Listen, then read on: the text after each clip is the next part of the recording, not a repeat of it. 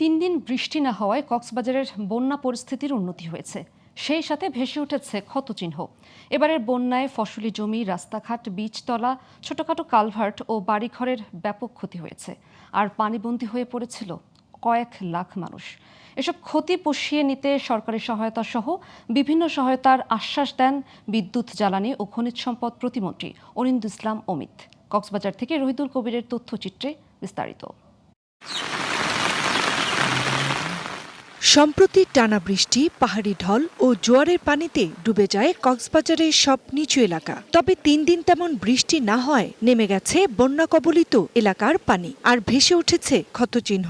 বন্যায় বেশ ক্ষতি হয় মাছের ঘের, ফসলি জমি, রাস্তাঘাট ও কালভার্টের। লক্ষ লক্ষ ইনভেস্ট করি আর আষ্ট দিন যদি হালার পানি আইরে জ্বরের পানি আইরে আর মাছ তাজ বেগুন বাগি আড়ে বাগি জ্বরের পানি আইরে জোয়ারের পানি ঠেলি গুনা তুনা বাগি। এখানে লক্ষ লক্ষ টাকার ইনভেস্ট হয়েছে, ফজলে ফোনা ফেলাইছে, চিংড়ি মাছের অনেক খরচপাতি হয়েছে, সব বই নিয়ে টলমল করে দিয়েছে। এখানে চকরিয়া কক্সবাজারে ব্যাপক বন্যা হয়েছে। স্কুল, কলেজ, হাট, বাজার, রাস্তাঘাট সবকিছু বন্ধ বলে চলে।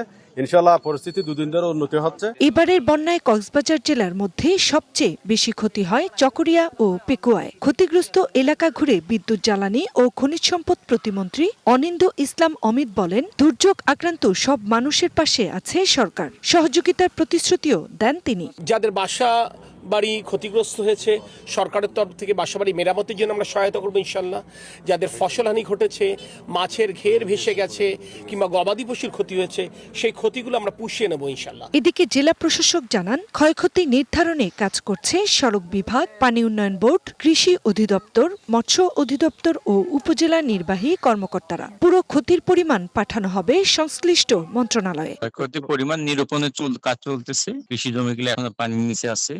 এলজিডি, পানি উন্নয়ন বোর্ড, রোডস অ্যান্ড হাইওয়ে, কৃষি ডিপার্টমেন্ট, মৎস্য ডিপার্টমেন্ট, সব ডিপার্টমেন্ট যার যার অবস্থান থেকে কাজ করতেছে। এটা পেলেই আমরা মন্ত্রণালয়, সংশ্লিষ্ট মন্ত্রণালয়ে পাঠা দেবো সমন্বিত করে। ক্ষতির পরিমাণ বিবেচনা করে উপজেলা অনুযায়ী ক্ষতিগ্রস্ত এলাকায় বরাদ্দ দেবে জেলা প্রশাসন, এমনটাই প্রত্যাশা কক্সবাজারবাসীর। Global television news desk.